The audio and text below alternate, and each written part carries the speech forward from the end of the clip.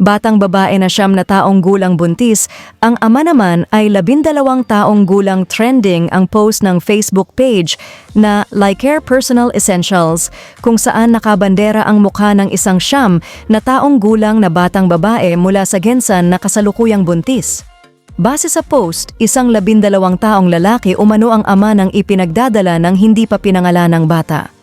Sa caption ng post, mababasa ang pag-aalala ng Lycare Personal Essentials sa kalagayan ng bata. Sana daw maging safe ang panganganak nito. May mga nagsabi naman na isa lang daw itong fake at hindi totoo na buntis ang bata dahil malaki na raw ang tiyan ng bata pero ang kanyang mga braso ay hindi naman ito kalakihan. Nagbigay naman ng paalala ang Lycare Personal Essentials na possible na mabuntis ang isang 9 na taong gulang na batang babae at narito ang kanilang pahayag. Is it really possible? Yes. This generally begins when they start puberty, which can be from ages 11 to 14. Until puberty begins, males are unable to get a female pregnant. Ejaculation typically starts when a person begins producing sperm around the age of puberty. Puberty happens at different times for different people. Generally, people start puberty between 10 and 12 years old. This means a person may ejaculate for the first time within this age range. Girls may start ovulating and menstruating as early as age 9. So sa edad na 9 na taon si girl, pwede na mabuntis basta nagka-period na. Iba na din kasi ang generation ngayon, iba na rin ang technology hitek na.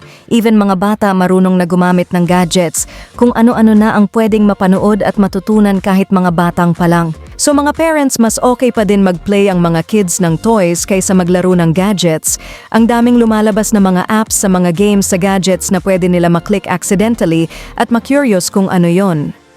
Sa mga high blood po dyan, I think it's an AI-generated baby face photo only, then better.